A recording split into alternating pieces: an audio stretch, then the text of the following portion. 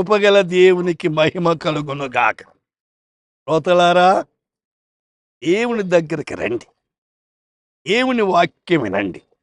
ఈ దినం 37వ కీర్తన 4వ యెహోవాను బట్టి సంతోషించుము, ఆయన నీ హృదయ వాంఛలు తీర్చను.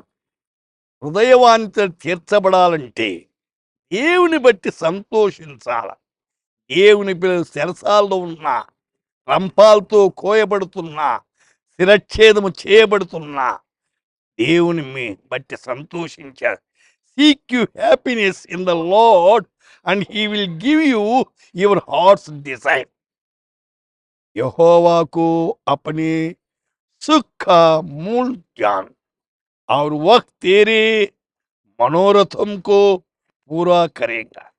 అయితే హృదయ వాంఛలు తీర్చేవాడు దేవుడు ఒక్కడే. మీ అమ్మ మీ నాన్న తీర్చరు హృదయ వాంఛలు. లోకములు ఎవరు హృదయ వాంఛలు తీర్చలేరు. దేవుడు హృదయ వాంఛలు తీర్చేవాడు. ఆయన మీద ఆనందించండి. కీర్తన 21:2 అతని మనోభిష్టము నీవు సఫలము చేసి ఉన్నావు. సఫలమంటే విఫలము కానిది సఫలం. అతని పెదవుల్లో నుండి వచ్చిన నీవు మానక అంగీకరించినావు. దేవుని మాట అంగీకరించండి. కష్టమైన, నిందైన, అవమానమైన అంగీకరిస్తే నీకు ప్రయోజనం. ఎవరు అంగీకరిస్తే వారు. నేను అంగీకరిస్తే నాకు ప్రయోజనం, నువ్వు అంగీకరిస్తే నీకు ప్రయోజనం.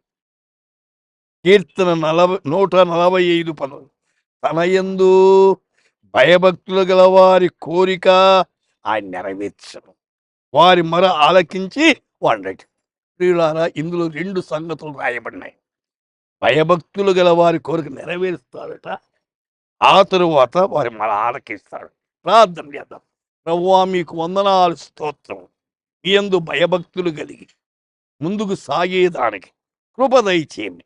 మీ పరలోకపు దీవెనలు అనుగ్రహించమని ఈ దినమంతా మీ రెక్కల చాటును కాపాడమని యేసు నామమున ప్రార్థిస్తున్నాము తండ్రి. ఆమేన్.